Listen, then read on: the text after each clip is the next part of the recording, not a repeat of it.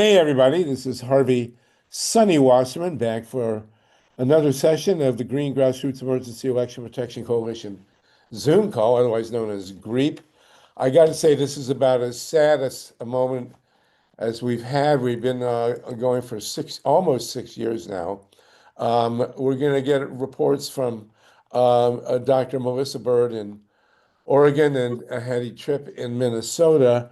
But first, we are privileged to be joined by Congresswoman ADELITA GRIJALVA. Congresswoman, Representative GRIJALVA, are you with us? We're going to be covering the whole 9 yards of the disaster of the Trumpitis epidemic that we're facing now. And in the first hour, we're going to go into the deep depths of everything that we've seen all around us, especially in Minnesota, but also Oregon and elsewhere. And we are, as I say, privileged to be joined by US Representative Grijalva from Arizona. And Hi, then Sunny. Can you hear uh, me okay? Yes. Oh, hi, Adelita. Great. It's Hi. wonderful to have you with us. And we're hoping to be joined by Joel Siegel, who knew your father very well and want to wish you the best. In the second hour, we're going to be joined by people from Ukraine, and we're going to talk about the insanely dangerous situation in Ukraine with the 19 atomic reactors now under fire from Putin, with the definite possibility of a major atomic catastrophe. We're looking at death and destruction all around us here in the land of Trump, but in the land of Putin and those 19 reactors, including the four at Chernobyl, we are really, really on the brink of a significant apocalypse. And we will talk about that in the second hour. Representative Grijalva, it's so wonderful to have you with us. Thank you so much for joining us. And you are in the belly of the beast. So what can you tell us is happening? I saw that the normally milquetoast senator from New York, Chuck Schumer, and the slightly less milquetoast senator from my neighborhood here in California, Adam Schiff, have both said that they will not vote in the wake of this latest murder. They will not vote to extend funding for ICE. Representative Grijalva, can you tell us about that? Sure. I think that what we're seeing is a shift, and I'm happy to turn on my camera, but right now it says post, it's enabled. So, Okay, but Steve or Mike, when you can turn on the Congresswoman's camera, that'd be great. Go ahead, please. okay, thank you. So, I think that what's really important and what we're seeing right now is that there is a shift happening in even the 7 Democrats that voted in favor of this DHS funding. We're seeing at least 4 of them already say that they regret their vote, which, we wish that would have happened before they voted in favor of it. But I think that when we talk about what's happening now, we're seeing Republican pundits, representatives that have been very supportive of Trump, looking at what the rest of us have been seeing, and hopefully having their eyes opened to this death by execution that's happened twice in as many weeks. Well, it's utterly horrifying. I just read a report from a Minnesotan named Enrique Saranto, who was abused by the ICE, and MYLA RESON witnessed a horrifying assault separately. MYLA, what was the man's name that was assaulted? You're muted. I've got it now. Thanks, Harvey. Yeah, I came back from a walk on Okay. Saturday morning and I saw a live stream of the protests that followed the execution of Mr. Preddy. And what I witnessed on the live stream, the status quo live stream, was a man named Matthew James Allen, who was at that time pinned down by several of the goons, the Trump's death squads, is what I'm calling them. And he Okay. was shouting out his name and saying that was a U.S. citizen, that he had done nothing wrong, that he had a passport in X pocket. And then I saw through the live stream, I saw him pepper sprayed in the face. And then I saw him ask for an EMT and an ambulance, and that he didn't feel safe. And then I saw a number of the thugs load him up into the back of a pickup truck and drive away. And then there was no longer a camera on him. So I don't know what happened to that individual, and I am worried about him. His name is Matthew James Allen. Maybe Hetty Wow. might know something about that. Well, Representative Grijalva, what is going to happen? Thank you for that report, Sure. Mara.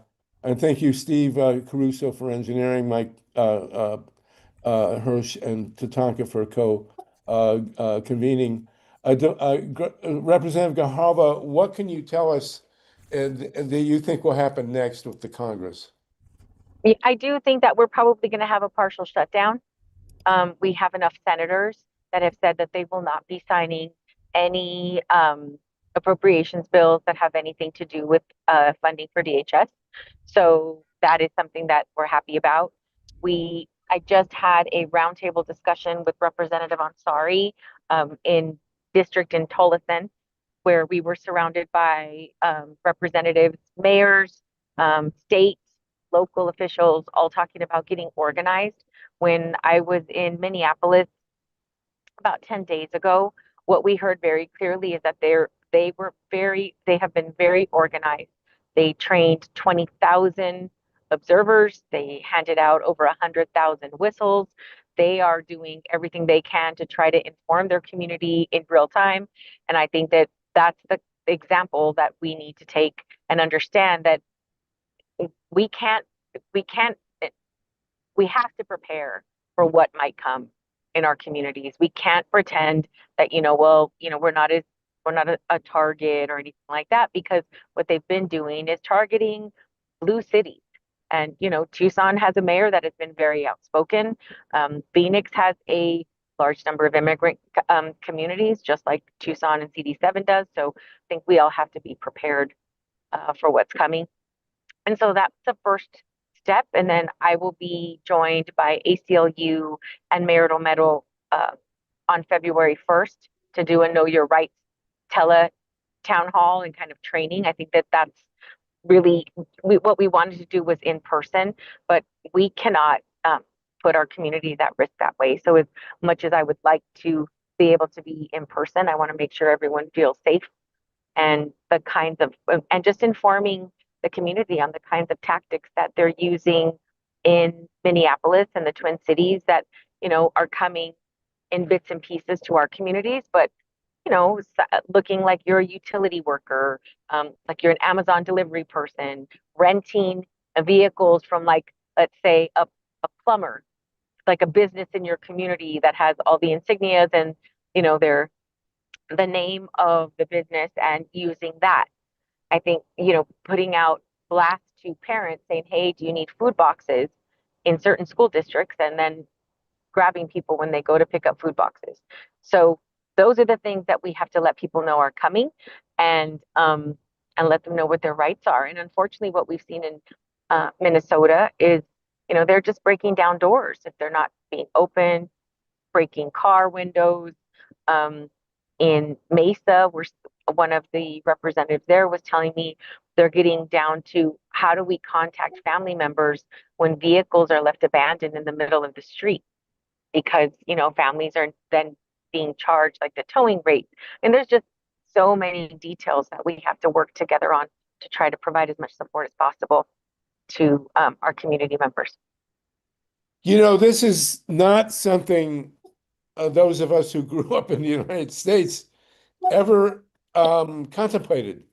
Right. The people who are doing this, the ICE, Gestapo, the stormtroopers, these are Americans.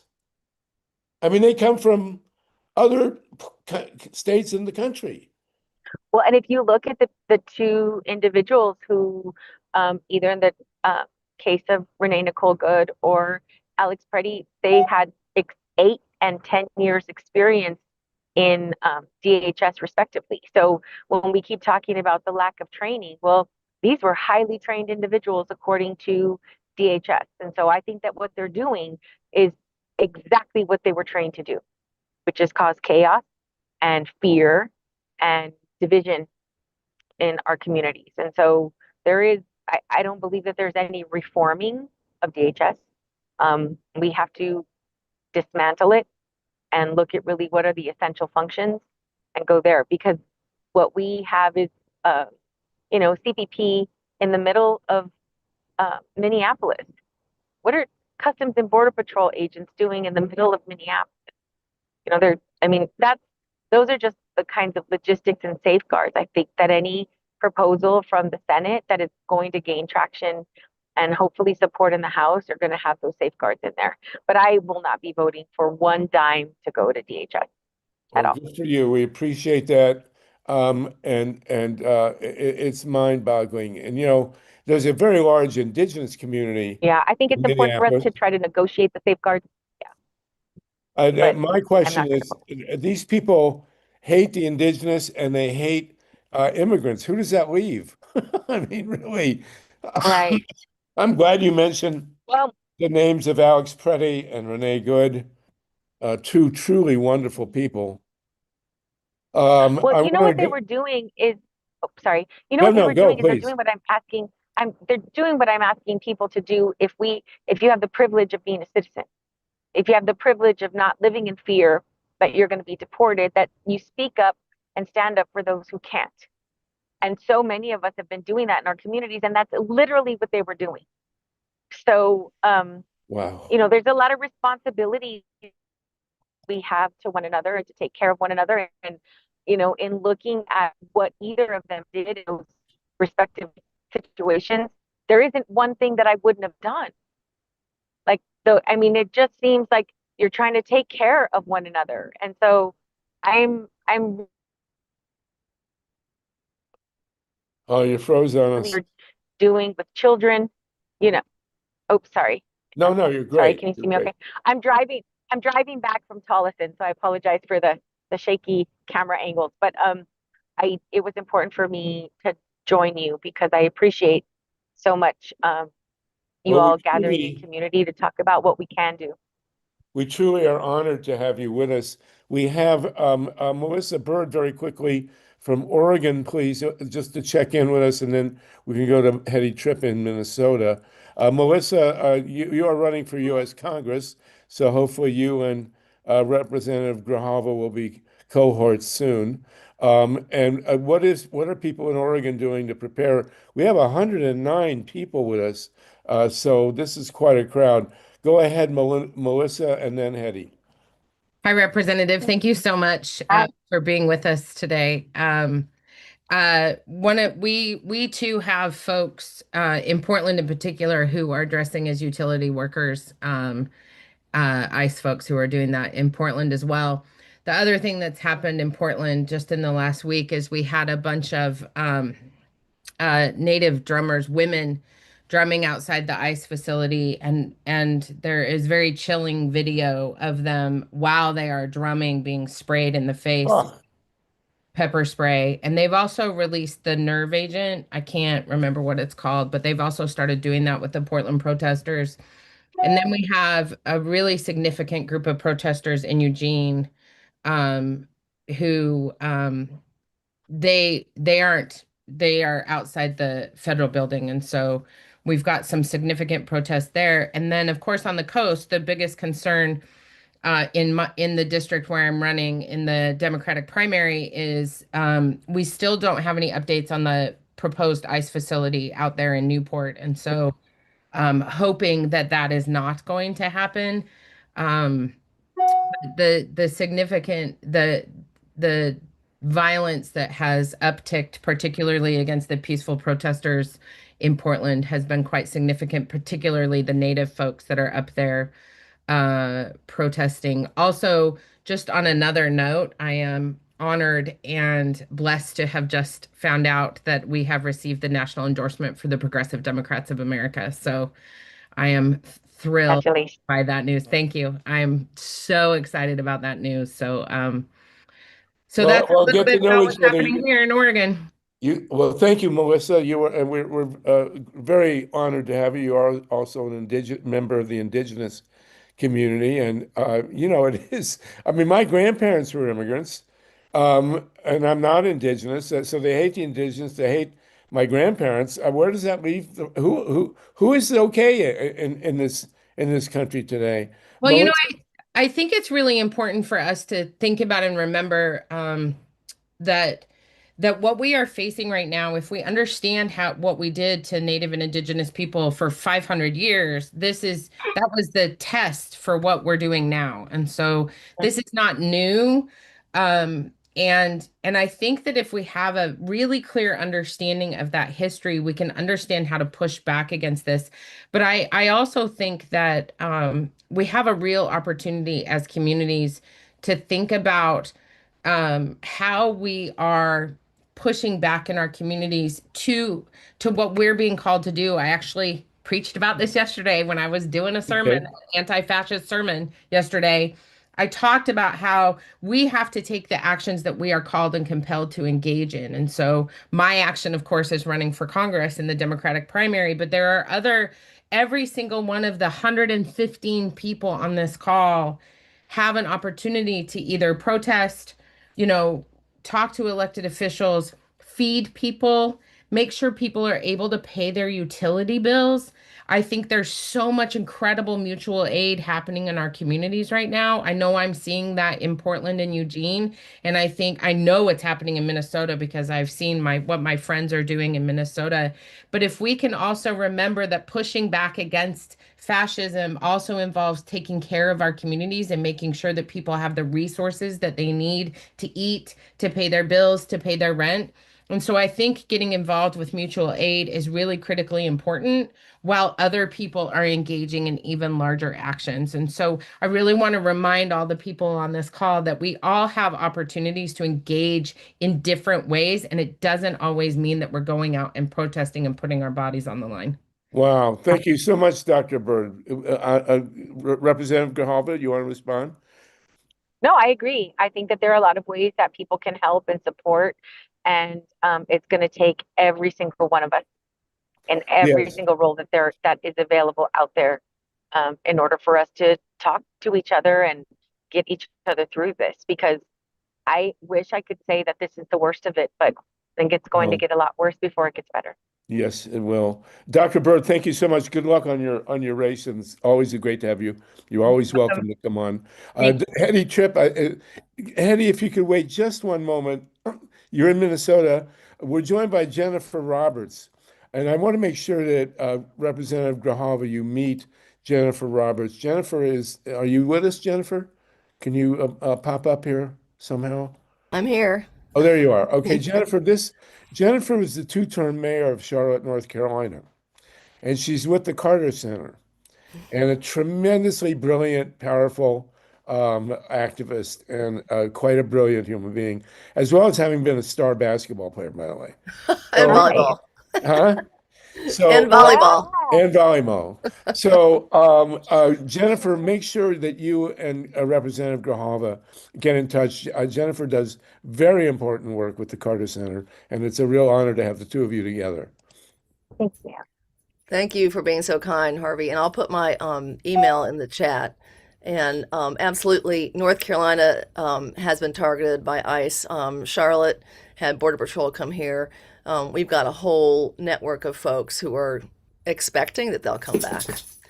So, yeah. Yes. Well, great, Jennifer. Jennifer's always very humble and kind, but she's always on target and very important. So the two of you should make sure you know each other. I did talk to Joel Siegel the other day, by the way, who sends his regards. He was a very close friend of your father's, representative, and he thinks that the guy who's running for Senate, the former governor, is going to do well. So we hope. What's his name? How's his name to Yeah, say? Roy Cooper. Roy Roy Cooper. Cooper is up by 6 percentage points in polling right now, and there's still some people who are undecided. So he was up even more. I think with the current murders by ICE, that more people are going to split from, sitting on the sidelines and begin to support Roy Cooper. Now, he's got a very, very good chance of winning our U.S. Senate race. Well, we're of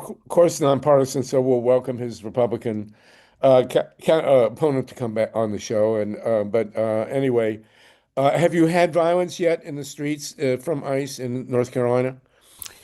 Absolutely. We haven't had any deaths that I know of, but we have had the same kind of dragging people out of cars, smashing windows, Ah, arresting U.S. citizens, and detaining them without letting them talk to lawyers or family for hours and hours. We had over 300 people on a chat. We've had thousands of people get trained by a group called Siembra, North Carolina, which is all about how to de-escalate, how to use whistles, how to keep people safe. We've had people sign up to take kids to school because they were waiting outside of schools to pick up parents and leave kids without anybody to take them home. They were People are afraid to go to the grocery store, so we still have people delivering food to those families. Our community really came together in support, but we know they're coming back, and people continue to prepare. oh my God. You We know, had, there's not an yeah, awareness that this is happening in other states. yep. Everybody's focused on Minnesota for good reason. And Congresswoman, I assume this is happening in Arizona as well. Oh, it is, and Arizona is no stranger to this. Um we were I think the guinea pigs with SB 1070 and the Show Me Your Papers law. And so while a lot of that was declared unconstitutional, the ability for ICE law enforcement to be able to look at people and assess whether they think they're citizens or not is something that we've been living with for a very long time, since 2010. Oh my God. And you have that crazy sheriff down there. We had, we had, we don't have them anymore, There's so but we had. many. Where do we start? We have Yeah. 122 people with us. Mickey, Dan, Dave, Saltman, Myla, Carly, Lynn, we're going to come to all of you, but first we're going to go from the belly of the frozen belly of the beast up in Minnesota, HEDY TRIPP. HEDY, what can you're right, you've been right in the middle of us. HEDY and I have known each other for 50 years, but here we go. I will say one thing. I spent a lot of time in Minneapolis fighting the nuclear plant, the Prairie Island plant.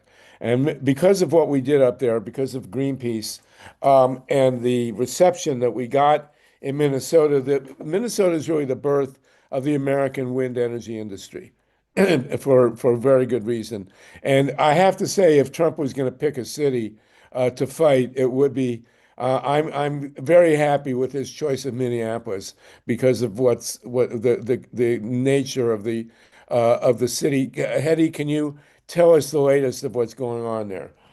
Well, the latest, and I saw it in the chat, is the governor had a direct talk with the 45th. Governor asked for a fair and independent investigation into the situations here. Supposedly, the 45th said he would look into it. Um, then supposedly Gregory Bovino, the Border Patrol commander, is leaving tomorrow. So Waltz thinks that's because of the talk. I think But He's going to Greenland, I think. I don't, oh God. No, anyway, Tom Homan is Uh, taking his place. So I don't know. It doesn't look that good. So you oh, probably now know Holman Tom. is the guy that got a $50,000 payoff. And Representative Grijalva, somebody in Congress, asked him if he was going to pay taxes on that money. You may want to follow up on that. But Hetty, you're in St. Cloud, and is there any change in the? Just tell us what's happening. Well, I'd like to just go through. Okay, I'm Hetty Tripp. I am an immigrant. I am a naturalized citizen. I carry my passport now. Um, um, I I do want to go, if you can give me 10 minutes, I will go through the tip of this massive iceberg that's here in Minnesota. Well, if you can make it 5, that would be great. I'm sure that the Congresswoman is under time stress. So go ahead, please, though. Okay, then I will, uh, uh, how, there's so much this, okay. Uh, I was in Minneapolis this weekend. My family have been totally overprotective of me, so I was able to look after my granddaughter while my daughter was in the streets. I can share the, oh goodness. Let me stop sharing here. Okay, Yeah. just tell us. Can you see it? No, but go ahead. Yeah, and I know this Oh, there you go. great. Yeah. So the count is 200,000 Oh my God, there's downtown Minneapolis, 200,000 people in the street? minus 10 degrees, Oh, minus 40 wind chill. oh, So my daughter said, they were just part of it, but the feeling of connectivity, and it was a totally peaceful march. And you've got you've got thousands of people on the streets, and it's peaceful. Um, and then we have the case of Alex Pretty. It seems very clear that he was shot in the back. He was unarmed at that point, and he was left there to die. But I do my want understanding is he was shot 10 times. Is that right? that's what the count was. Oh, God. Yeah. Click, One shot click. brought him down, then followed by 2, and then they heard 7 more shots. Representative click. Grijalva, had you heard that? Click your I slideshow have button, I please. have heard that. I also have not heard I mean, we've had no other information. And so it's devastating. That's why I was saying it's like death by execution. That's Yes, what it was in the streets. yes. Yeah. Well, There's also 200,000 people. I was at Woodstock, there were 350, but it was 80 degrees. So I yeah, think, no, it was extremely cold. And there was all ages, yeah.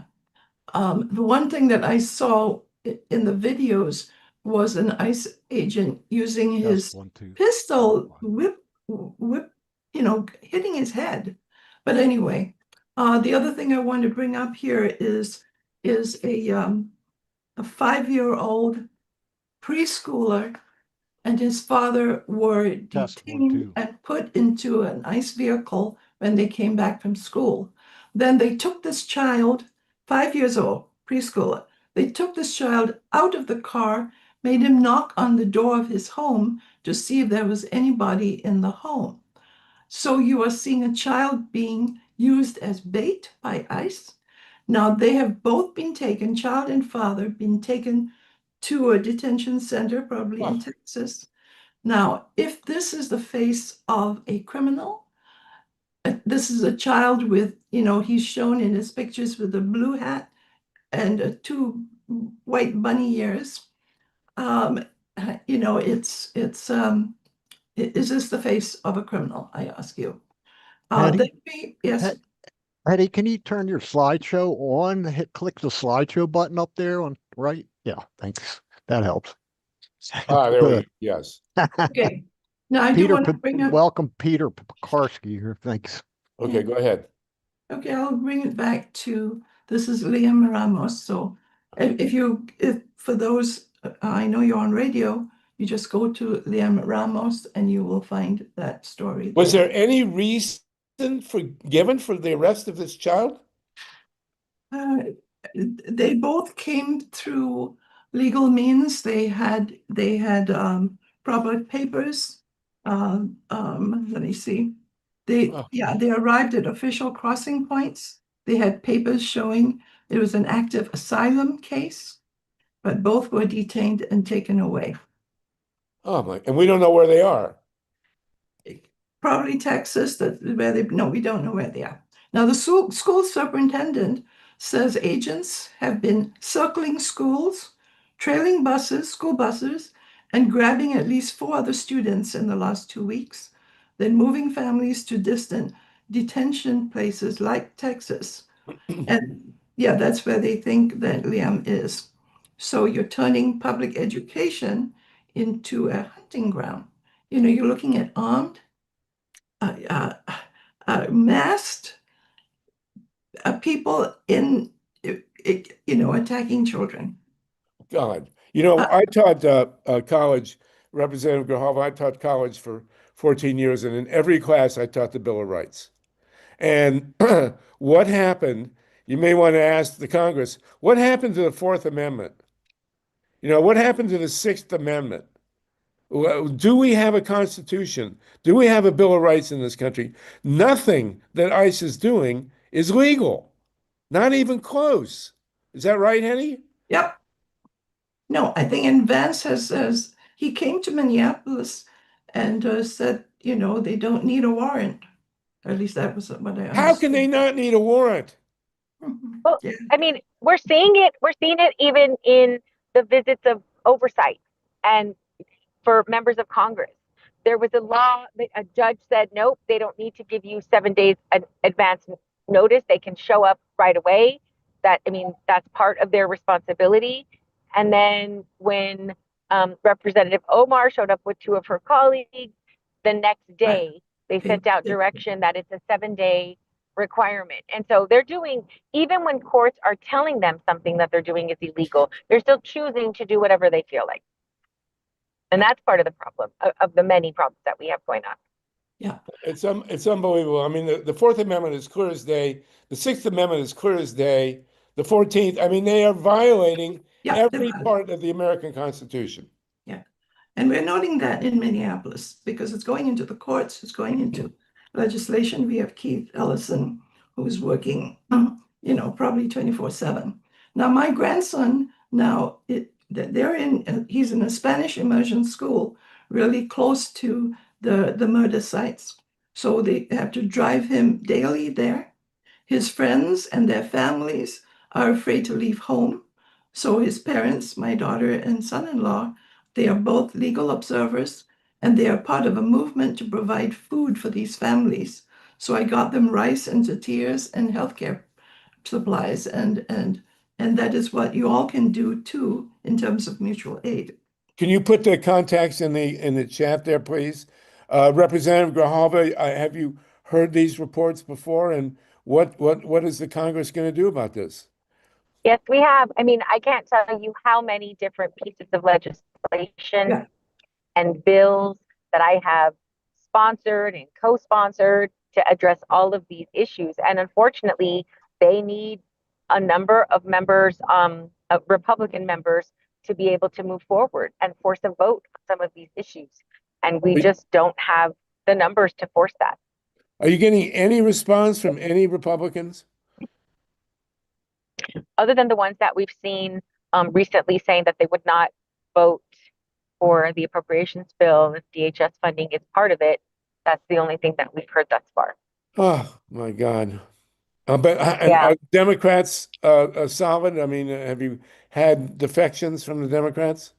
We did for the 7 that voted in favor of funding for DHS, but of those 7, 4 of them have made public statements that they regret their vote. So my hope is that if significant changes happen in the Senate, that we'll have unity amongst Democrats, except for those of us that will not put any funding towards DHS. Period. I mean, there are a number of us that just won't. I want to mention very briefly, this is our bailiwick. Trump yesterday or the day before has moved to cancel $83 billion in funding for renewable energy. And he's switching all the money over to nuclear and fossil fuels. And we have to remember that Donald Trump is directly, personally invested in fusion energy. So he has a personal profit stake in killing renewable energy. And all his friends are making money hand over fist. It's horrifying. Horrifying. I heard this Democratic strategist Matt McDermott says that Pam Bondi sent Minnesota officials a letter today saying ICE would leave the state if Minnesota turns over its voter files to the Trump administration. Is What that possible legal reason does a state turn over its voter files well, they're not going to, for, but this in is what. exchange for being deoccupied by a Gestapo? Can you answer that, Congresswoman Grijalva? Where is the No, legal framework for that? I don't know. I mean, what I've been, screaming from the rooftop is that we are a co-equal branch of government. Let's do our job. And if there is a majority willing to move forward with initiatives, they have the numbers. But the fact that like this administration doesn't come to us for any, whether you're going to declare war, whether you're going to, I mean, they're not coming to Congress for anything, and you have a majority in Congress that are willing to do the same. I think that, them coming at us, and I heard from our Secretary of State, he made a public statement basically saying Arizona will not be turning over any information regarding our voters. But I think that sort of gives you an insight into this has nothing to do with security, and it never did. Right. It really didn't. This is about intimidation and having communities of color, immigrant communities, fearful of being involved. And Yes. it's very effective. Well, let's see if it's effective. I mean, it's certainly there has been pushback, and I will say this that Donald Trump couldn't care less about immigration. His wife, Absolutely. 2 of his 3 wives were immigrants. His mother was an immigrant. His grandparents. For Donald Trump, immigrants are Jews. Immigrants are to Donald Trump what Jews were to Hitler. This is a scapegoating operation. If it wasn't immigrants, it'd be something else. And Yeah. this is all. But in what universe of the law is there a trade-off between pulling troops out of a state and turning over voter rolls? Yeah. I mean, it's one of those things where it really helps you to gain insight as to what the agenda really is. So now what we're worried about, if they don't come to Arizona soon, will they be coming to Arizona around the election Of to course. try to intimidate? Of course, right? So that's why I think this getting organized is so critically important, because we're going to need to tap into the system repeatedly.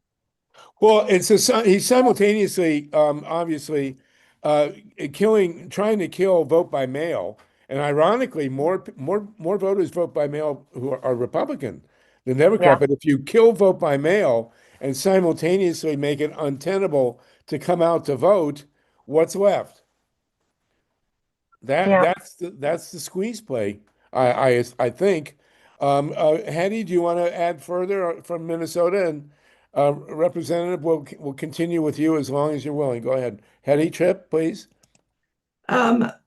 Republican Chris Medell says he's ending his campaign for governor of Minnesota, saying that he cannot support the national members of his party and the retribution on the citizens of our state. I thought that was positive. And also US Democrat Senator Amy Klobuchar is running for governor. As you know, Governor Walz reneged on his campaign for re-election for governor.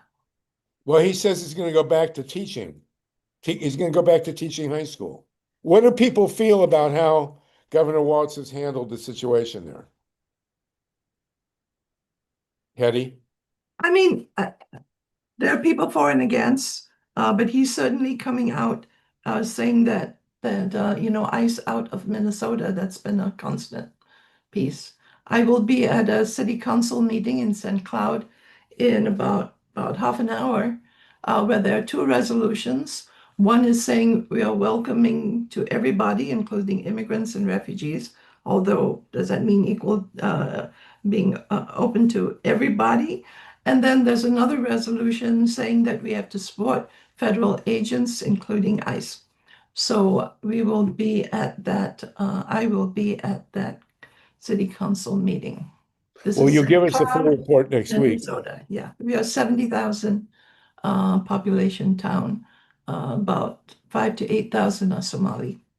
Wow. And what is happening in Arizona in your district, Representative Grijalva? In my district, we're going to be launching our reelection campaign because, as you might remember, this was only for a year.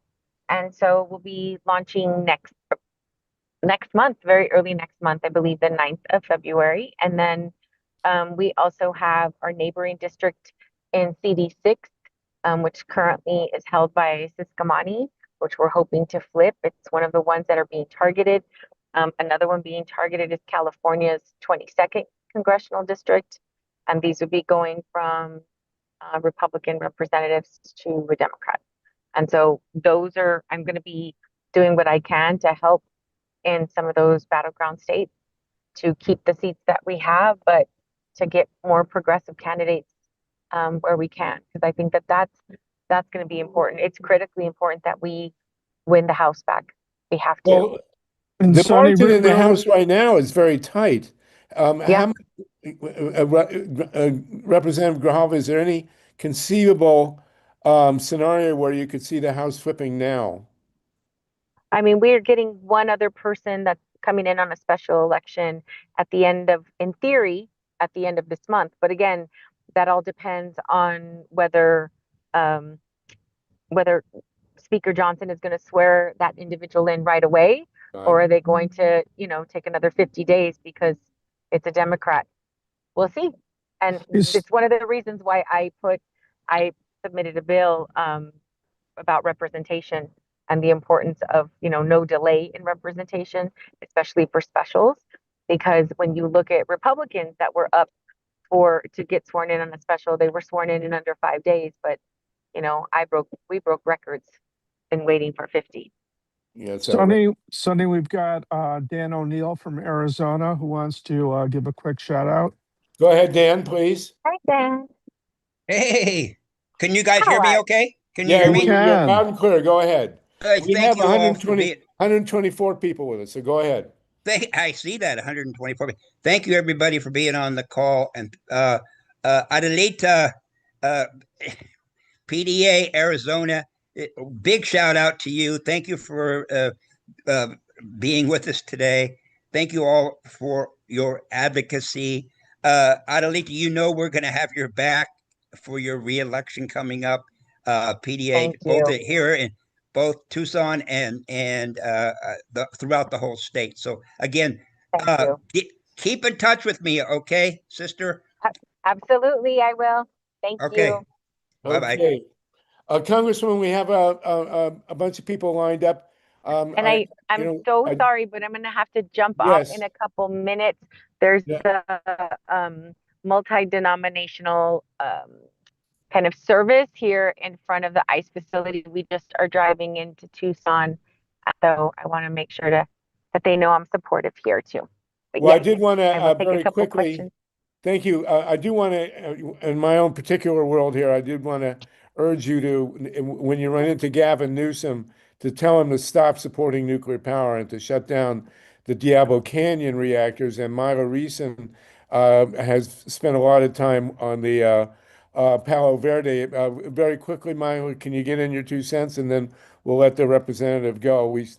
Please.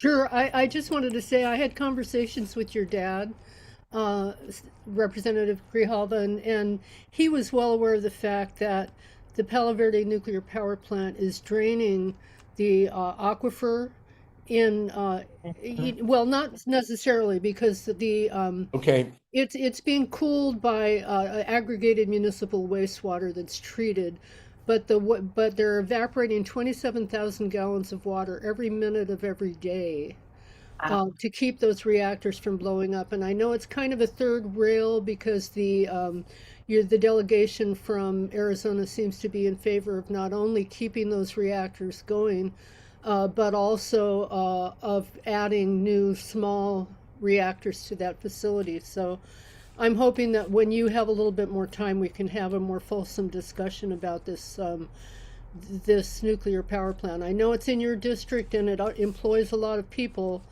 but it's keeping it's pushing solar out and impeding the development of solar in Arizona. Yeah, I welcome the conversation. Good. Thank you. And Representative, we're 100% behind you. We're honored by your presence. Still 120 people with us. And Thank you. go to your meeting. And you broke our cardinal rule, which is you spoke while driving, but No, I'm not driving. I'm Oh, in you're the not back, I driving. promise. Okay, Yeah, you're see, good. they're driving up in the front and I jumped in the back seat. Well, so you are going to a meeting, and HEDY TRIPP in Minnesota is going to a meeting. I'm sure Melissa Bird went. HEDY, thank you very much for your report. And you and the representative should be in touch. Next week, we're going to have Ro Khanna with us, by the way, thanks to Mike Hurst. So thank you both. Thank you. Thank you for your advocacy, all of you. Thank you for the conversation, and I look forward to doing a lot more things together. We're thrilled to have you with us, and please come back.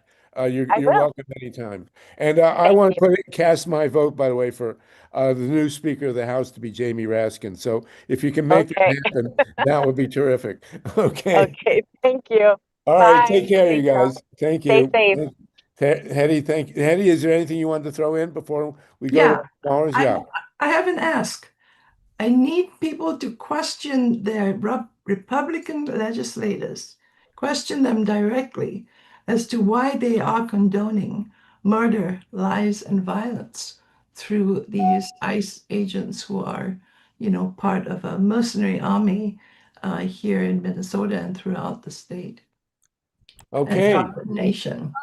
We need to do that. Yes, Harvey, Mama? before Hetty leaves, I just wanted to say that, we have acknowledged the deaths of Alex Preddy and Michelle Good, but in 2026, ICE has also killed a black man named Keith Porter, a Cambodian man named, and I hope I pronounce it correctly, Paradi La, and 5 Latinos named Herbert Sanchez Dominguez, Victor Manuel Diaz, Luis Beltran, Yanis Cruz, and I apologize for any mispronunciation, Luis Gustavo Nunez Caceres, and Geraldo Lunas Campos. That's all this year.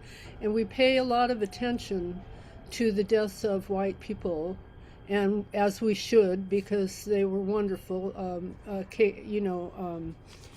Nicole Good and Alex Preddy. But we tend to ignore and not say the names of these other people who were murdered by ICE. Right. Thank you for that. Thank you. We don't know if there have been others that their names are unknown. Right. And But Jennifer Roberts, you're still with us, and Hetty and Jennifer, I hope you get to know each other. Is there anything, Jennifer, that you wanted to add from North Carolina? I'm not sure she's still with us here. No, yeah, I'm still here for a few more minutes because I have another meeting coming up. But what was the question? Well, if Hetty and MYLA have acknowledged other people having been killed by ICE, have there been any acknowledged deaths in North Carolina, and how are people resisting there? We do not have any acknowledged deaths yet, but I absolutely agree that there are detainees, there are people of color who have also been killed and have gotten less attention. We've had people who are U.S. citizens abducted and taken to Florida. We had a U.S. citizen Latino man who was dropped at a bus stop in Florida and told to find his way home. We have, they all have attorneys. They're trying to, get damages from the federal government, but we know where that's going to go. But there are numerous cases of mistaken identity, of there are a lot of similar names, people getting picked up with the wrong person and being harassed. As I said, there's been cars, broken windows, people taken from their homes in front of their children. But we don't know of any deaths. Doesn't mean that there haven't been any. But we are continuing to grow the resistance and to share information. And by the way, there are folks here all over the country. Before they came here, we had great conversations with DC, with Chicago, with Arizona about methods that they had used to call out ICE and to try to protect people. And I just want to say thank you to our country. I think that we are coming together in ways that we have needed to come together, because we are absolutely seeing authoritarianism take over, and it's the people who are going to save us, all of us together. Well, you're one of them, and thank you so much. Hetty, do you want to throw something in before we go to Mickey Leader and Dave Saltman and everyone else? No, I'm going to go join the people right now. Okay, well, Wish you'll you be luck. back with us next week, and please, and Jennifer, thank you for joining us, Congresswoman Grijalva. Next week, we will have Ro Khanna with us. I do want to point out, by the way, as a sports fan, that the National Basketball Association Players Association has issued a statement denouncing ICE. So there you go. And of course, a lot of them could be picked up right off the court. It could happen. So anyway, okay. Thank you, Jennifer. Hetty, we still have 114 people with us. Mickey Leader, do you want to jump in? And Dave Saltman. Can you hear me? Yeah. Hi. Okay. Hopefully everybody is surviving the very bad weather. We had almost 20 inches of snow. I would like to say over the past 2 or 3 weeks, I've had so many ideas, but no opportunity to really speak. And it's going to sound like random stuff, but we have so much in history we should be exploring. When we were saving blacks from being murdered and re-rounded up in the 1800s, we had underground railroads. We need to look at that, and how do we take people and young children and save them from being taken away and disappeared. ICE is just horrible. Stephen Miller is horrible. We should be impeaching, and I'm not making this up, impeaching all of them, Nome and Stephen Miller and whatever his name, Bivoli, whatever his stupid name is. Every one of these people are horrible, horrible people.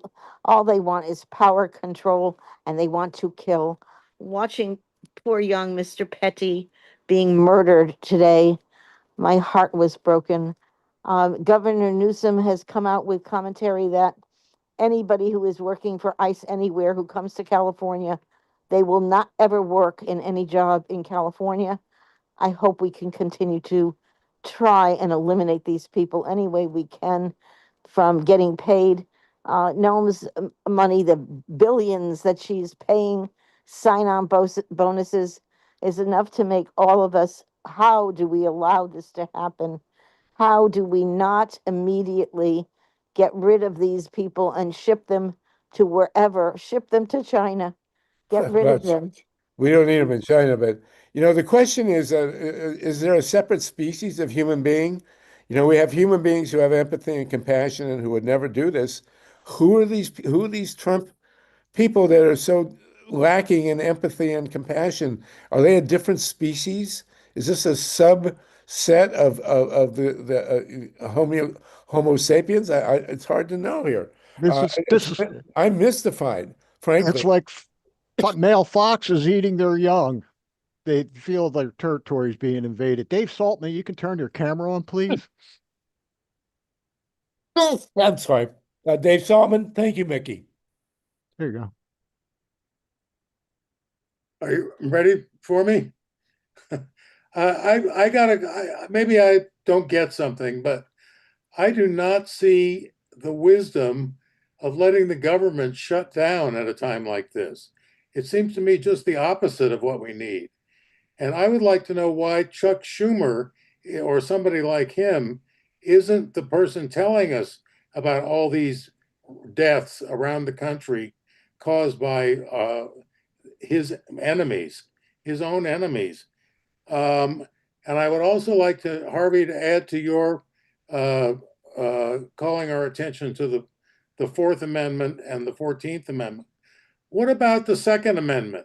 Is it time for us to exercise our Second Amendment rights? And is it time to really organize this and under the aegis of the Ninth Amendment, which says that all rights not enumerated are reserved to the people, and we would be invoking our right of self-defense. Well, I just have one other thing to say. This is not the first time this happened. I was in Berkeley in 1969 when guns were in the streets. People were being shot in the back. Ronald Reagan was the governor, and it was a disastrous time. And it was only because of organization. And frankly, I was not 100% their fans, but the Black Panthers getting on the steps of the state capitol, armed to the teeth, was a significant moment in bringing down that catastrophe. Well, I will say one thing about the Second Amendment. Nobody reads the Second Amendment. It says a well-regulated militia being necessary to the security of a free state. Then it says, you know, yeah, the right to keep and bear arms shall not be abridged. If, as far as I'm concerned, the Second Amendment says if you are not in a militia, and if your own a gun does not help the security of a free state, you don't have a right to a gun. And I think James Madison knew exactly what he was saying. So, you know, the Second Amendment, I think it has its complexities, let's put it that way. But to me, I think nonviolence is the only way to go. I think Minnesota has a tremendous history, deeply steeped in the history of nonviolence. There are people there who really know what they're doing. As I say, we had a tremendous nonviolent movement up there that got the wind industry going. Uh, you know, it's mind-boggling. I never get sick, and I'm really under the weather, and I know it's because of what's going on here.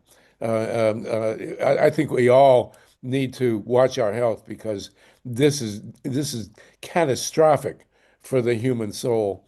Lynn, thank you, David. And say hi to Barry Weiss. I know you're going to be going to dinner. Sorry about that. Lynn Feinerman, go ahead. Yeah, I'd like to follow what Saltman said, and also you, Harvey. I want a criminal conviction for Spam Blondie for extorting from Minnesota. We must stop this criminal attempt to steal the 2026 elections. This is what that's all about. And I want to know if there are attorneys here. I want to know what we have in the way of legal process, legal access. How can we, what about something like citizens' arrests? Can we go to the Justice Department and arrest that woman? That would be lovely. I'd love to see that happen. But you know, this is a situation where they're ignoring the law. They completely They're ignore the law. criminals. They're not just ignoring the law. You don't extort an entire state to give up information it doesn't wish to give up in exchange for stopping beating the hell out of them. Well, that's a very accurate way to put it. Very, very powerful way to put it. I would say, actually, people, I strongly urge you, Google Jack Smith, the straight arrow prosecutor, did testify in front of Congress. And he was very, very clear of Donald Trump's criminality. And I highly recommend everybody look up Jack Smith's congressional testimony. He could not have been more clear about what we're dealing with here. And, you know, where are the Jack Smiths and the rest of the legal system now that we need them? We're witnessing the collapse of our legal system because these guys just don't care about the law. Paul Newman, please, Paul. Yes, I just wanted to say that when I hear the excuse from the Democratic Congress that we're outnumbered, I think there's all sorts of strategies that can be used. I know in South Korea, they use similar strategies to resist their fascism when they were fascist. Hello. Yes? I just wanted to say that I'm okay. I lost my train of thought for a second, but Okay. it's not just, but all this stuff with going on. I mean, the analogy of Jews to Hitler was absolutely perfect. As a Jewish woman myself, I'm just get really angry when people don't do the right thing. Being autistic as well, Jewish female autistic. Carly, you interrupted Paul. All right, MYLA, let her go. I was Let her told go, to please. unmute, so let me mute now, and then I'll wait my turn. Forgive me. That's okay. All right, thank you, MYLA, for jumping in there. Okay. Paul, go ahead. Okay, what I was going to say, I mean, they could join the ICC, have them watch the border for abuses, human rights abuses. We could delay a lot of the bills and hold them up, have them read. I mean, there's a lot of strategies that can be used to slow everything down to a crawl, that the Democratic Party can use. But when I hear a lot of them say, oh, well, Republicans have the majority, there are things that can be done, and we're not looking at them, and nor are they, and they should be. I land my plane. There you go. Paul, by the way, I'm missing your email. If you will email me, please. I don't have your contacts for some reason. Sure. Okay, send it to you. MYLA, thank you for jumping in there, and Carly, it's your turn now. Go ahead. I'm trying to unmute you, Carly. Let's go to Nicole. I'm here. There you go. Sorry. Yeah, go ahead, Carly, please. Okay. I'm myself. I just have like no patience for this kind of BS, no matter who it's coming from, because for me, being Jewish and autistic, I have a very strong sense of perceived justice as a rule. So when rules are being inconsistent or not followed the way they should be, I get really PO'd. So you can understand why I've been really active in trying to. I've been trying to get involved in the best ways I can. I'm helping out Karishma Manzoor, who is running against Chris Pappas in the House for Senate, and I'm also friends with Heath Howard, who is going for Pappas' spot in the U.S. House of Representatives. So I'm trying my best to do what I can in ways that don't drive me nuts. I would go for school board if I had the bandwidth. Well, listen, you're welcome on the call. We appreciate your enthusiasm. Thank you for jumping in. We have been joined by Dennis Palash from Kiev, Ukraine.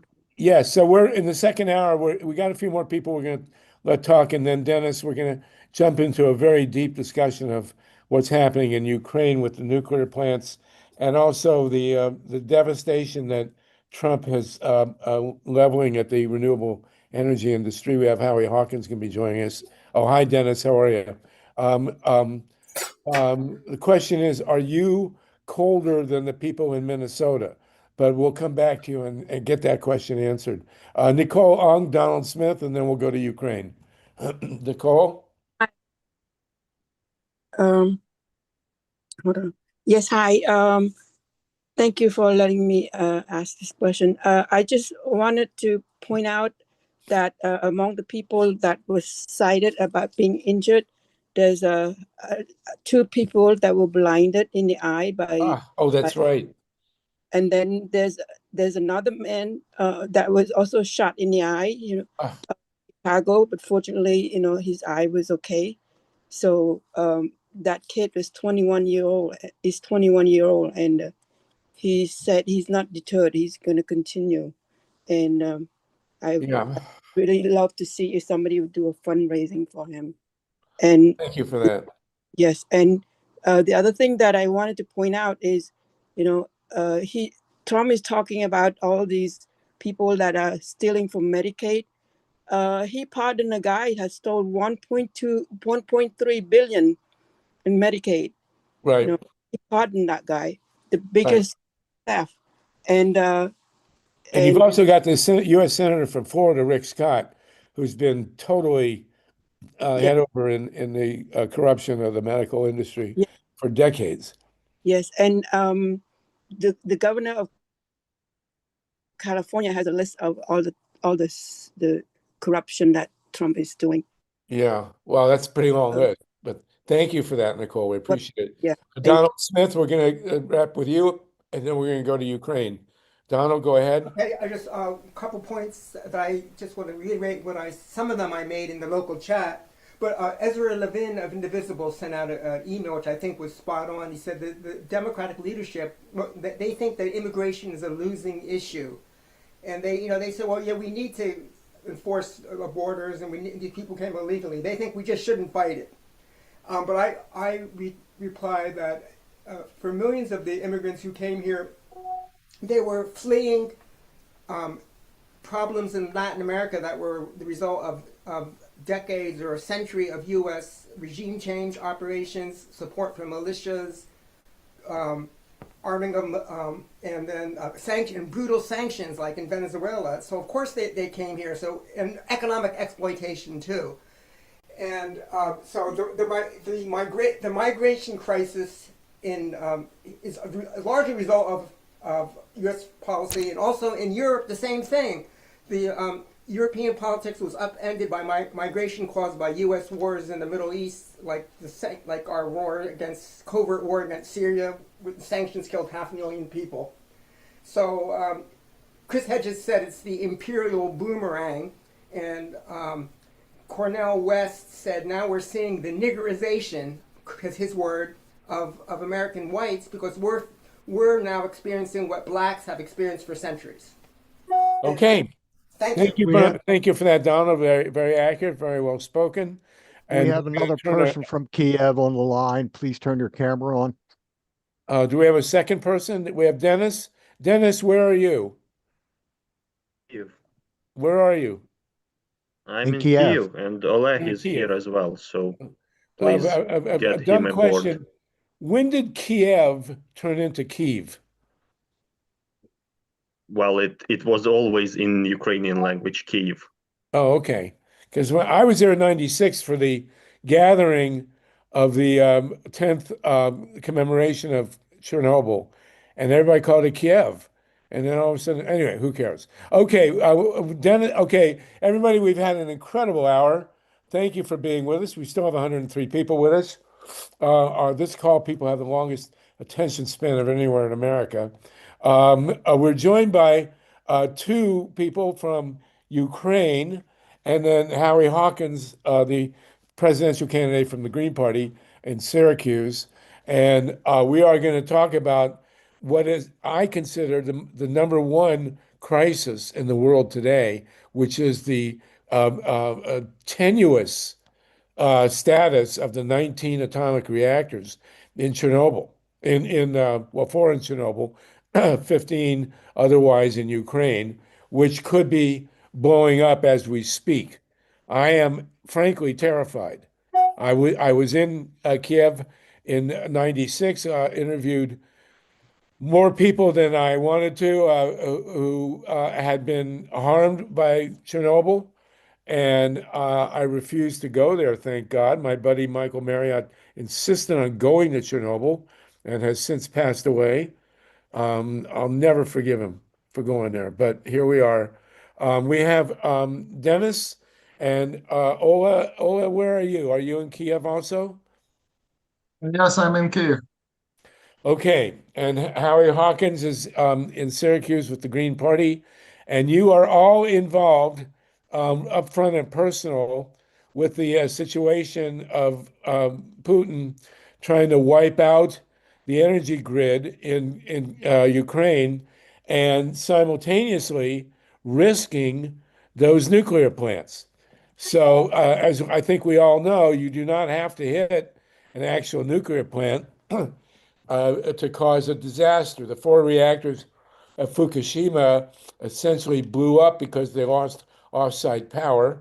And it's hard to know where to start. Dennis, you have an engineering background, and we'll go to Ola and then Howie. Tell us, please, what's going on in Ukraine. So basically, Ukraine, the people of Ukraine are in the midst of this imperialist war that is waged by the far-right, ultra-conservative, crony capitalist dictatorship of Putin in Russia against Ukraine. And one of their major parts of their strategy is to target civilian infrastructure, specifically energy infrastructure, heating infrastructure. So every winter we have these attacks intensifying. And every winter they have basically the main goal to freeze us to death. So now in Kiev, we just had another air raid alert and another menace of a ballistic missile attack just recently. And we have temperatures like -15, -20 Celsius, that is below 0 Fahrenheit, I presume. So you after another wave of such attacks, when you have this combined missile and drone attacks on major cities of Ukraine, on Kyiv, Kharkiv, Kryvyi Rih, Zaporizhia, Dnipro, Odessa, for instance, and then you have situations when in Kyiv, like half of the city is cut off heating, and we have like constant blackouts, constant lack of electricity, like just now. I can experience this. So basically, this means that in addition to the confirmed official death toll of the civilians who have been directly killed by the Russians in Ukraine, you have all those people who are indirect victims of this aggression, because you have people who are frozen to death. You have people whose condition is complicated by all the implications of the Russian attacks and the lack of heating, because when they attack this, like combined heat and power stations that do cogeneration, you basically cut off both electricity and heating for the civilian population. So just to understand, there is also this the major reason that we can even survive to an extent is due to this heroic feat of those people, both those who resist the attack on the front line and all those essential workers who do all the repair job and all the work to restore the systems very swiftly, risking their lives, because Russians are constantly doing this double attacks. When you have the previous, the first one, and then the rescuers come in, and then they are hit by another wave of attacks. So in these very harsh conditions, very severe frosts like now, well, we can survive only because the feat of those people, like the communal energy sector workers who have been working in extreme conditions. So some of you may recognize from the Chernobyl series the story of the divers who, well, 3 divers who were assigned with almost kamikaze mission to stop the meltdown, and everyone was considering them to be doomed. But ultimately, those people survived the disaster, and one of them, at least one of them, Alexei Ananenko, is still alive in Kiev, and his apartment was also affected by another Russian attack. And these attacks also took the life of the widow of the person who is considered the first victim of Chernobyl nuclear disaster. So she is Natalia Khodemchuk. She was killed by the Russians back in November.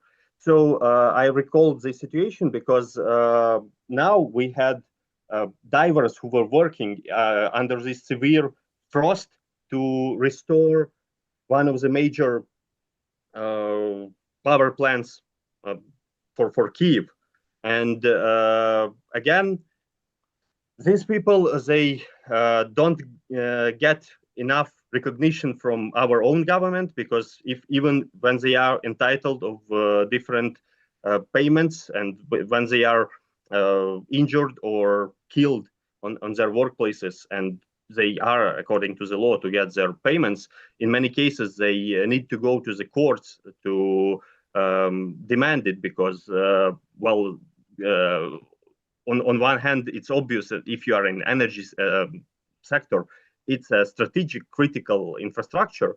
But if your specific enterprise isn't on a classified list of critical infrastructure, then you may be denied this payment. So basically, as an organization I am part of, social movement, Социальный рух, we assist the workers who aren't,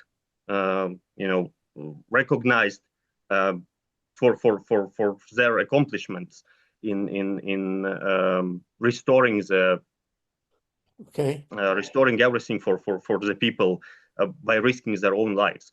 So this is roughly the broad situation in the country now. Well, thank you for that, Dennis. Let's talk to Ola. You're with Razom We Stand. My understanding is Razom We Stand is primarily an environmental group that is looking to convert Ukraine to renewables and to get us off this nightmare of the nuclear disaster that we're looking into the abyss here. Ola, can you just tell us what you're about here in Ukraine? Thanks. Well, actually, we were environmentalists before the full-scale invasion. Svetlana, and she was for some time regional director of 350.org in Eastern Europe, Caucasus, and Central Asia.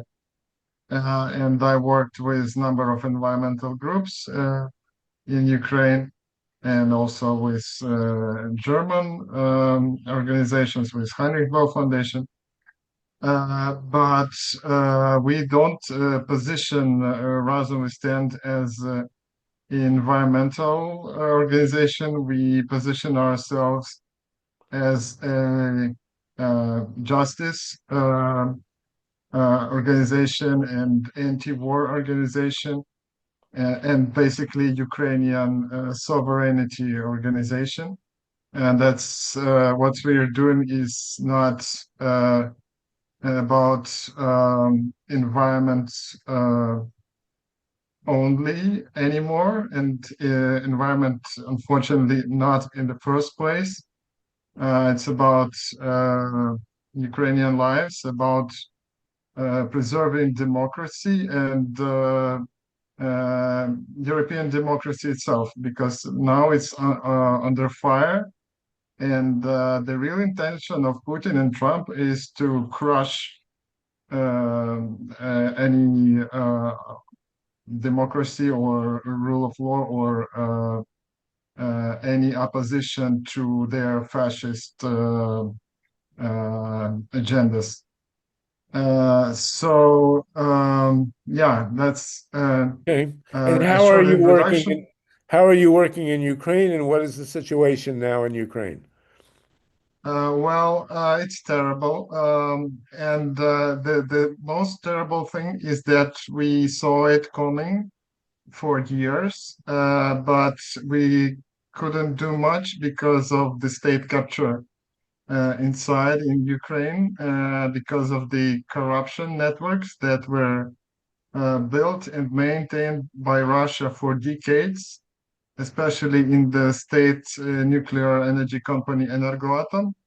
And basically, in February 2022, the key angles of attack, the key channels for Russia to come into Ukraine, and their Trojan horse was basically Energoatom. They captured the largest nuclear power plant in Europe in less than 10 days. Basically, in the first week, it was captured because it was all infiltrated with Russian agents. And also they entered the Kiev region through Chernobyl. And there they also didn't face any strong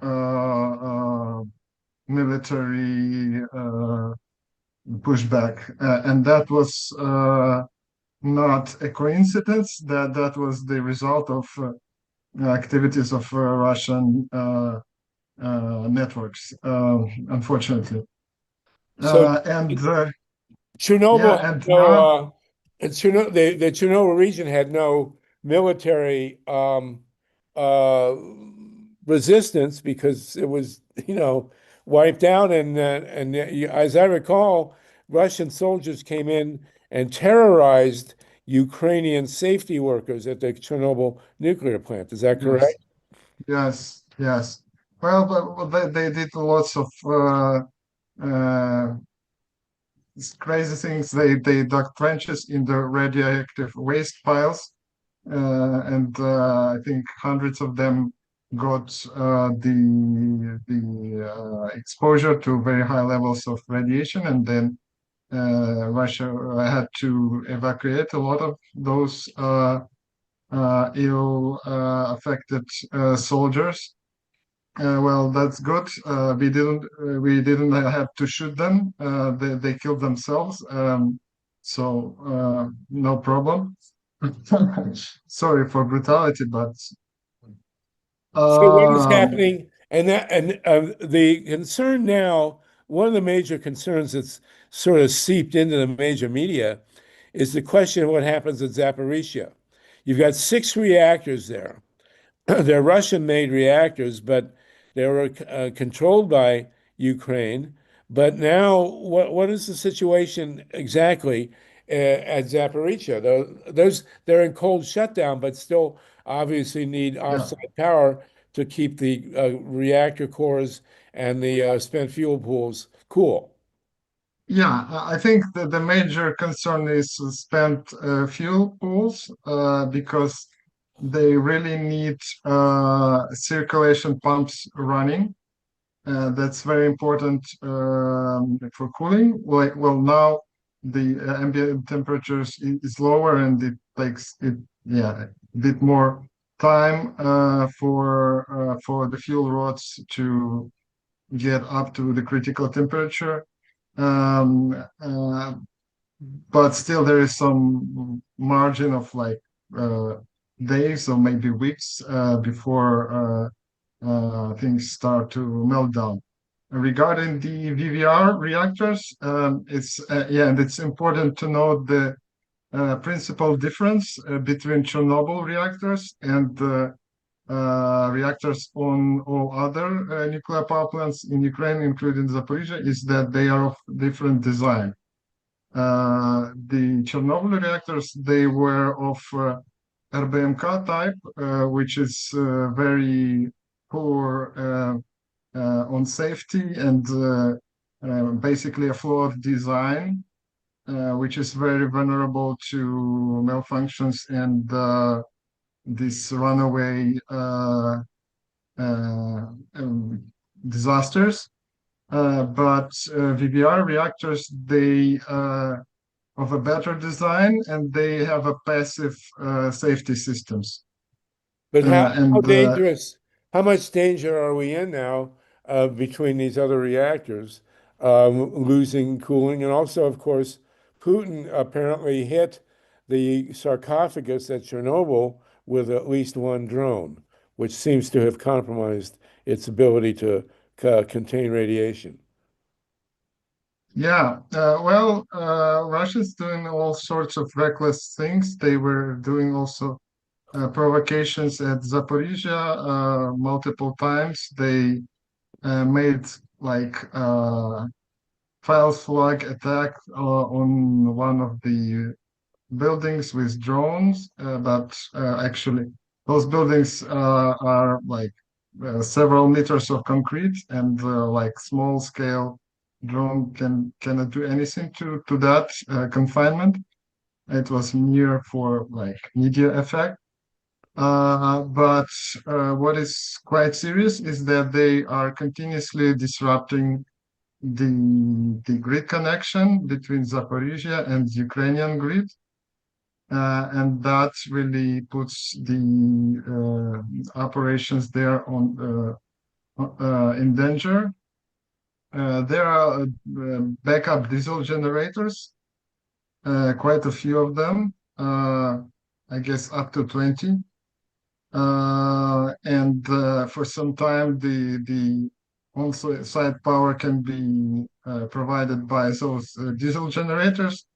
So there are some like safety systems in place, and at least I think that cooling ponds they can be safely operated based on the power from the diesel generators.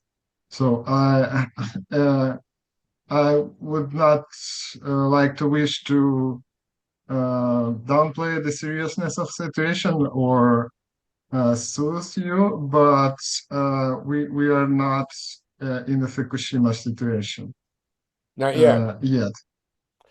Steve Caruso and then Howie Hawkins. Thank you, Ola. Steve Caruso. Yeah, I just read that Zelensky released a bunch of money for energy independence, so anybody could start putting solar panels in.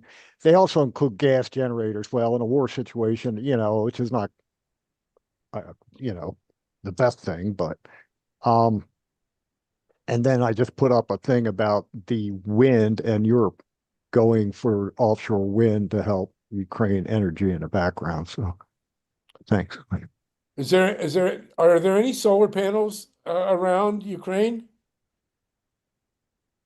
Dennis, or we have plenty of them. Just in those 4 years of war, we've built around 2 gigawatts of new solar power, mostly rooftop, but not by the population, but by businesses and industries for their own operations and their ability to keep running in the conditions of power cuts. has Putin been targeting solar panels to shatter them? Yes, one of the largest in Europe. The utility scale solar plant was in Nikopol, and it's basically mostly entirely destroyed. I think it was more than 100 megawatts, and it's not operational to my knowledge, and maybe in some minor parts, but it was really heavily damaged. Is there any geothermal? Has Ukraine tried geothermal at all? Not really. Only some heat pumps. We do have some potential in the western Ukraine, especially in Transcarpathia region, and we do have some research on that in the academic institutions, and we have an emerging geothermal energy association, which was created just before the invasion, I guess in 2020 or 2021. But we have at this point surmountable regulatory, legal, and fiscal barriers for development of geothermal. It basically doesn't make economic sense because you cannot get the permits. That's ridiculous. Okay, Howie Hawkins, you want to jump in on this? Yeah, just on the background as to why we're in this discussion. Last Tuesday night, Russia fired, 27 missiles and nearly 400 drones? No, that was Saturday night. It was even more last Tuesday, and they hit substations powering cooling systems at all of Ukraine's nuclear power plants. They completely cut off Chernobyl and impacted all of the nukes. So that's where this crisis comes from. And, they did it Tuesday night. They did it again Friday night. In particular, a substation in Kyiv Oblast, which powers Rivne, which is a nuclear station with 4 reactors. So that's why we're in this situation. I put it in before, I'm going to put it in again, an article by Ola that was in Euromaidan Press that goes into why Ukraine should get off nukes and into renewables, both for reasons of corruption. You've probably heard about the corruption scandal, and these centralized monopolies are vulnerable to rent-seeking corrupt people, and renewables, and then for security reasons. They're centralized, whereas renewables are distributed. So it takes a lot more drones to wipe them out. So it's a lot of reasons. And Oleg's article is fantastic. I really urge people to read it. He goes into detail, including connections to people around Trump, like Giuliani, working with a guy that was a Ukrainian member of parliament, but then defected to Russia, is now a senator in Russia. His name is Andrei Derdak or Derkach. Derkach. Yeah, my Ukrainian is or Russian is not good. So that corruption scandal you hear is about all Ukrainian. Well, there's a Russian connection. It's all in this article, so I urge you to read that. And Ola has really laid it out well. Well, you put the link in the chat here. Yeah, I put it in twice so far. Last one at 6:28 p.m. Eastern time. Does anyone, and I'll ask you two guys in Ukraine, does anyone doubt that Putin is willing to blow up a Ukrainian nuclear plant?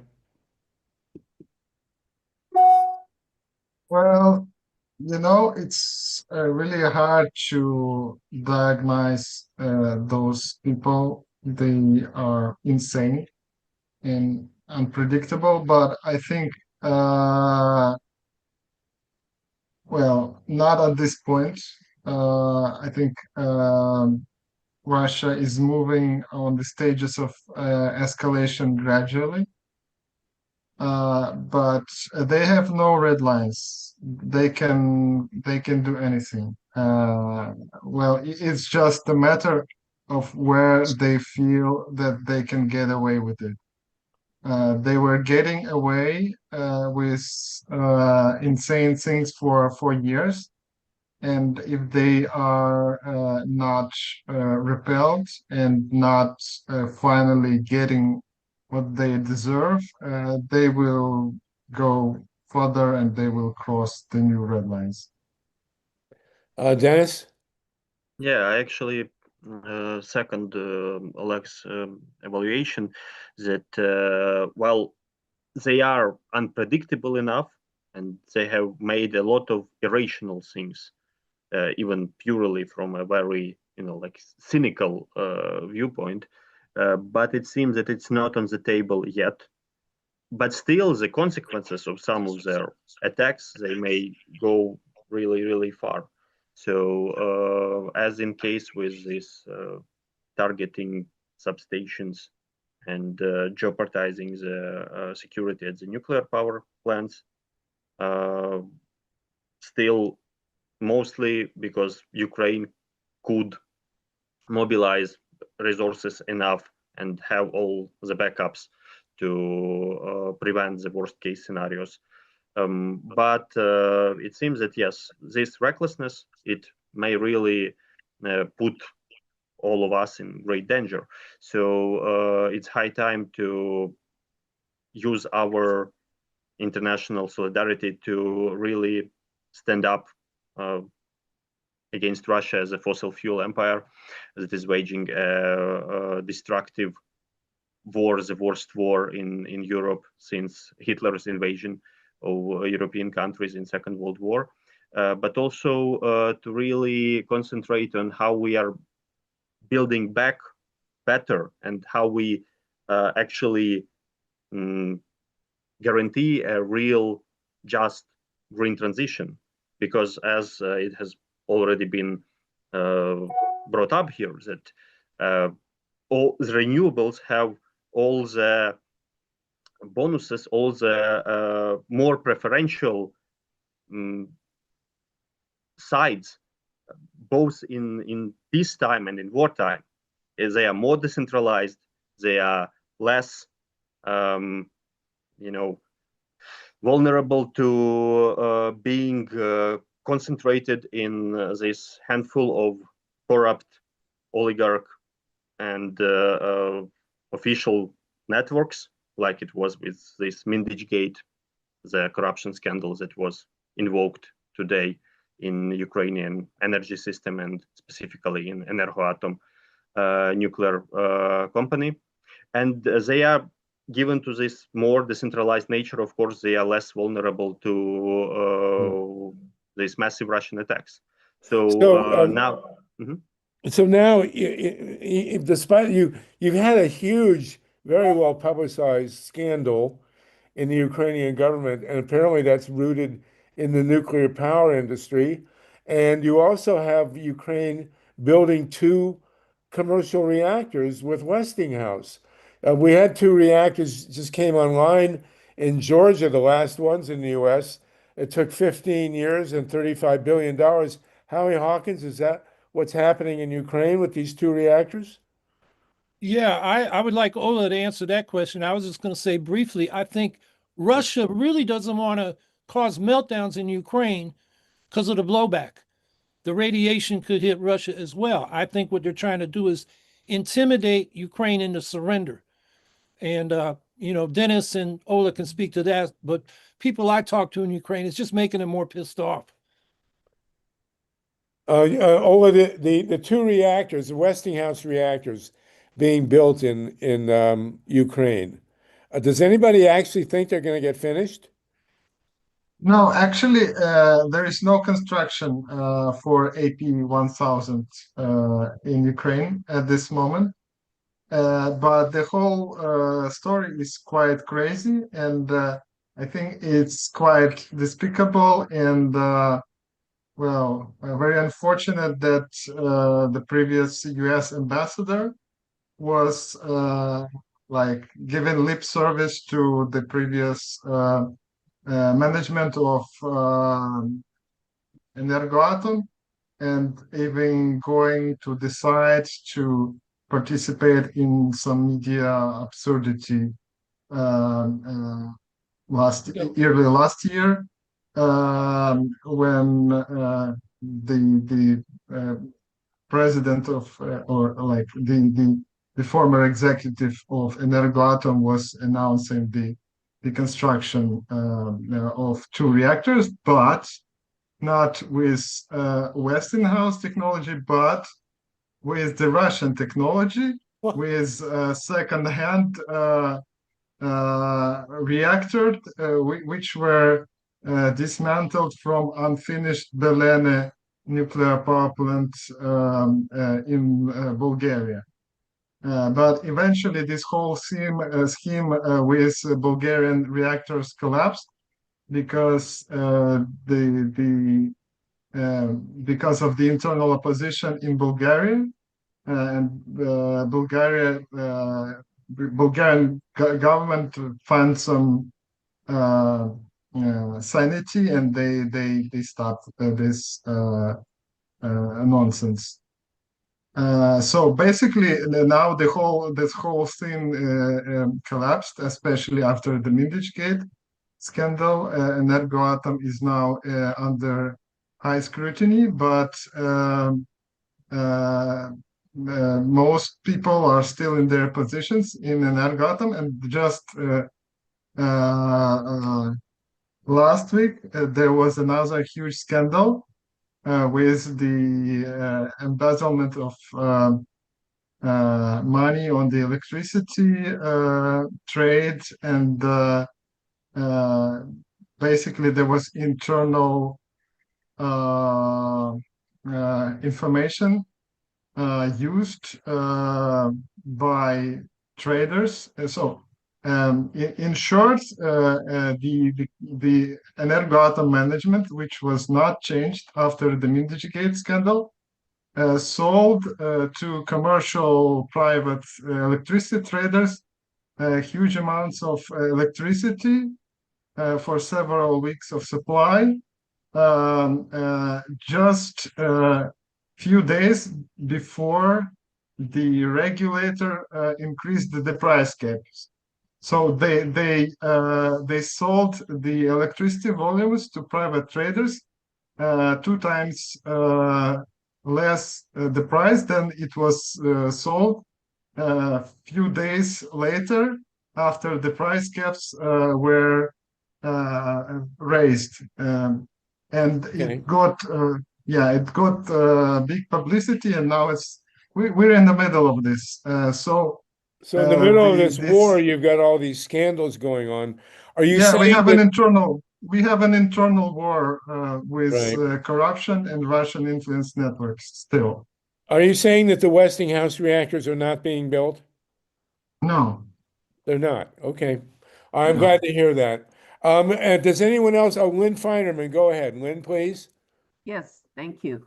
Um, with regard to the struggle against Russian influence and the confrontation in terms of both Russian nuclear capacity and Russian oil, where does the US fit into this? I am always concerned that, you know, while we're beating up on the usual suspects, very serious criminals are doing things like turning away Russian oil tankers from Venezuela or capturing them or walking into Venezuela and taking whatever it feels like taking, i.e., the US. I'm concerned how Ola and Denise would place the United States in this horrible game, which involves, you know, nuclear and environmental destruction. Dennis? Well, I guess now the masks are off and Trump administration is clearly on the same side with Putin in all regards. So honestly, US is also a fossil fuel empire, just like Russia. And what US has been doing throughout its history to Latin America is very akin to what Russia has been doing to parts of Central Eastern Europe, Central Asia, and other regions it has been dominating. So viewing it as its backyard where it can intervene at any point. So now Trump is doing this real war on any attempts to actually save the planet from a climate disaster, from all those anthropogenic pressure and outcome of human activity that is amplified by this very, you know, like capitalism on steroids that is represented by Trump administration and the major billionaires in the US. So essentially, we saw that on our local level in Ukraine, the so-called peace initiatives spearheaded by Trump, they have only encouraged Russian terror attacks on civilian population. So in previous year, we had an increase on a third of how many civilians have been killed by Russian attacks. So ultimately, we have their cooperation on this level, and we have their colluding in their worldview, not just in the terms that they want to carve up the world into this very imperialistic style spheres of influence, but also in a way that they want to stop the progress in regards of specifically if we speak about climate policy and renewables. So both US and Russia are now like doing this drill baby drill and promoting old, outdated, polluting coal and nuclear as well. If we speak about Europe, for instance, like Russia is trying to build this another reactor at Paks in Hungary, and so on. So they're clearly very aligned now. Yeah, I mean the counterattack on renewable energy has just been gargantuan, and the Trump crime family is directly invested in fusion energy, and of course, so many of his backers are in fossil fuels. Ole? Well, I would like to address another facet of this, especially the role of the private companies in the US capital in Russian fossil fuel industry and their ability to keep going. There are like landmark cases like Schlumberger or SLB, a Texas-based oil service corporation which actually expanded business operations in Russia when all their competitors left. And what they're doing, they are helping Russia to drill for more oil in the Arctic, in Siberia, and they providing US technology, which was created by the US funded research and US taxpayer money. And they provided to Putin for him to be able to fund his war of aggression. This is actually a corporate complicity in war crimes. This corporation CEOs, they should be on the war tribunal together with Putin. And there are other similar cases like that. Another outstanding case is the case of the private investment fund Stonepeak Infrastructure Partners, which is like a global squid or global monster with lots of branches. And they own one of the largest operators of LNG tanker fleet in the world. They own CPIC Maritime, and CPIC Maritime, attention, together with Chinese, owns 6 vessels that are exporting Russian LNG from Yamal Peninsula in the Arctic to Europe. So the US-based private equity fund is doing business with Russia and China on LNG and keeping Europe hooked on Russian gas. Unbelievable. Okay, well, we're getting the direct line from Ukraine, and it's another depressing story. Do you see any hope, any glimmers of things turning in a good way in this war, or are you still deep in the depths? Well, we would wish to think that like the darkest times are before the sunrise. Well, yeah, and that we will prevail.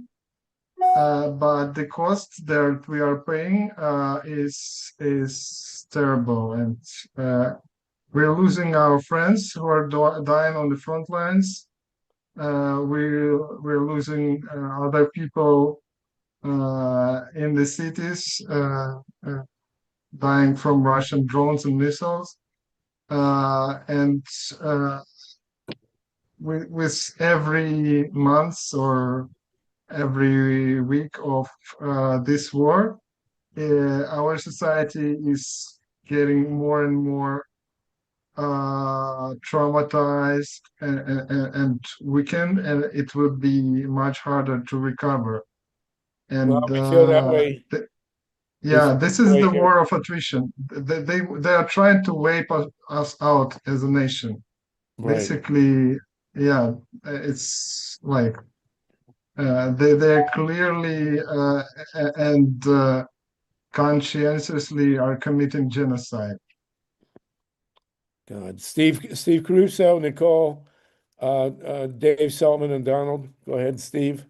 Yeah, one thing I've seen recently in reading news about Ukraine, guy Jay in Kiev reports that the Russians are using missiles that are ungodly old, that don't function. I mean, it just, landed in somebody's living room or something. And then another missile that they found was like made a week ago. So it's like they're reaching down to the bottom of the barrel.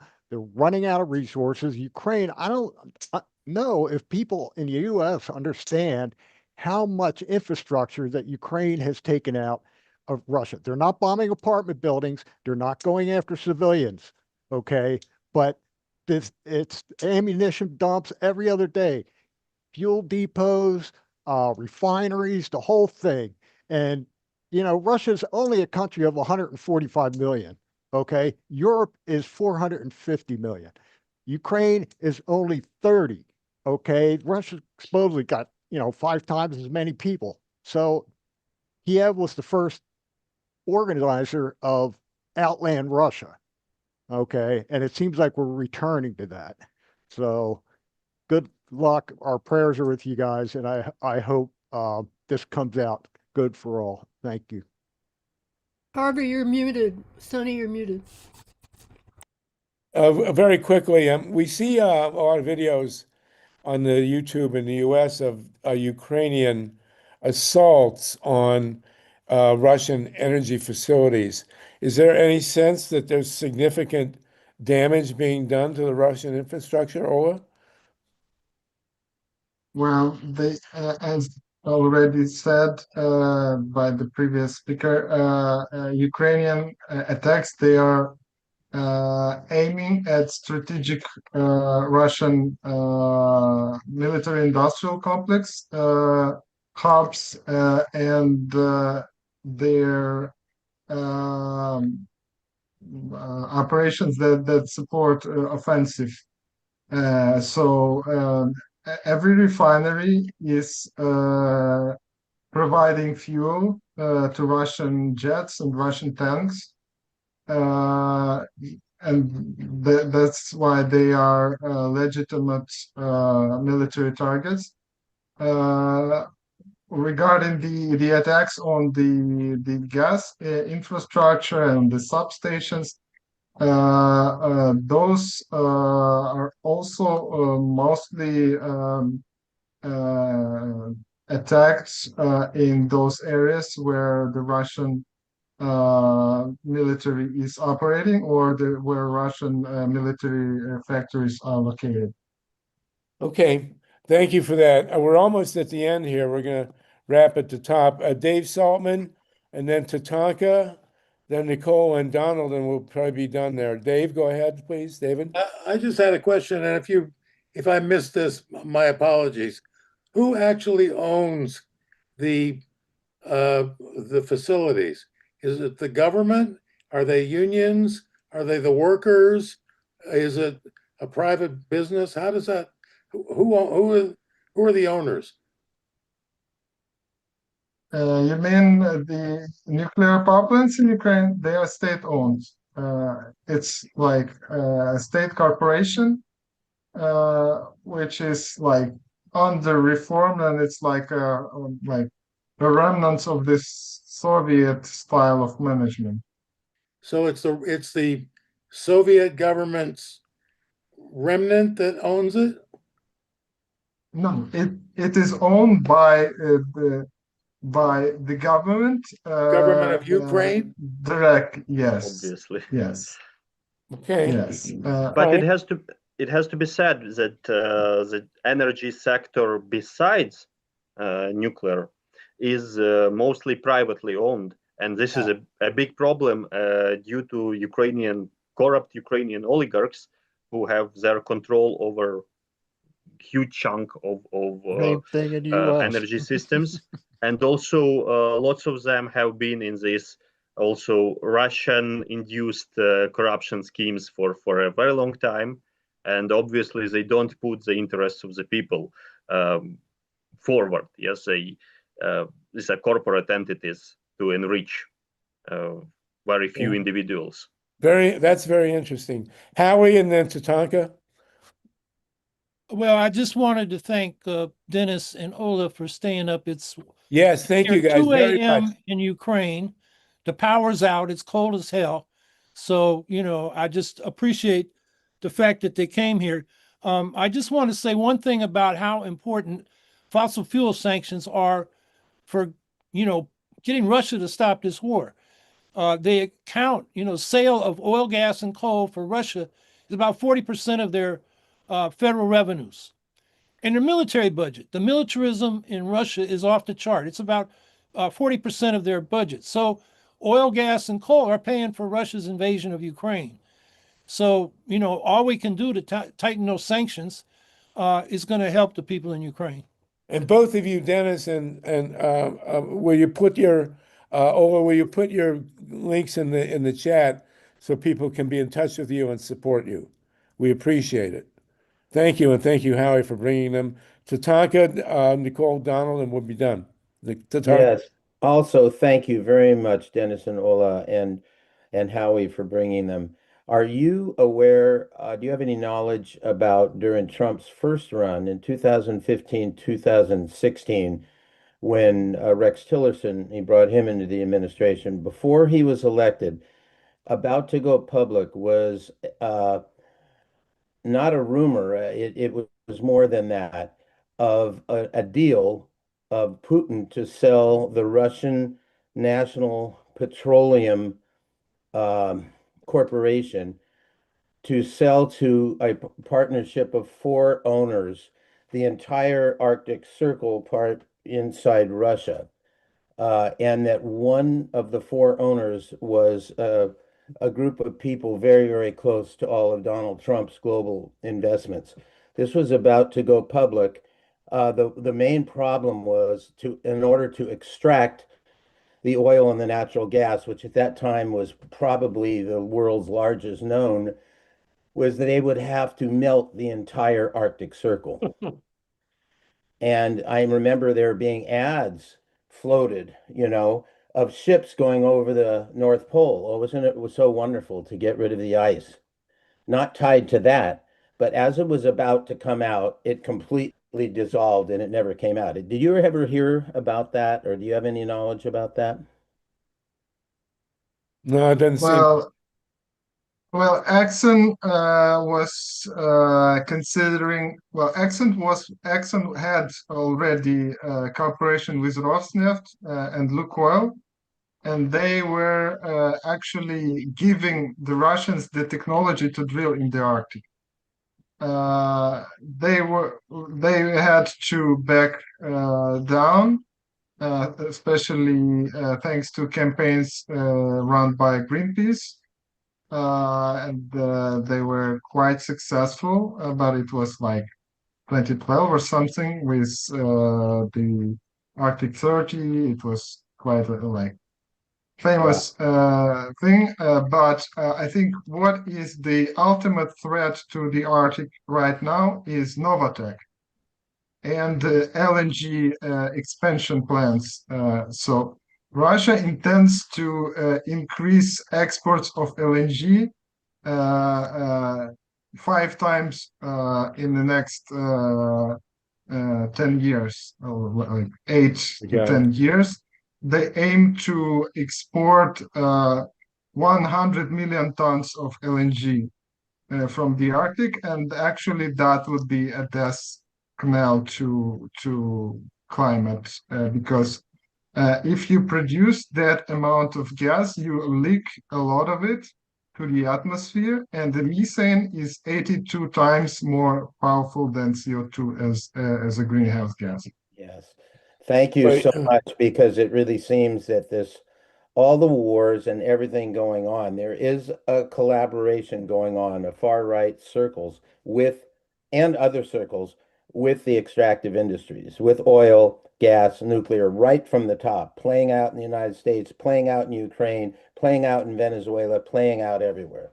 Well, and also Trump, killing. I just want to funding. I just want to hear their response to that. Well, Trump is killing funding also for renewables, as he did today and yesterday, $83 billion worth. Dennis and then Sal, and then we're gonna sign off real quick with Donald and Nicole. I haven't had a chance to speak yet. Where are you? Who are you? Nicole. This is Nicole. Okay, go ahead, Nicole, real quick, please. Yes. I have always believed that hitting Putin is the way to get compliance.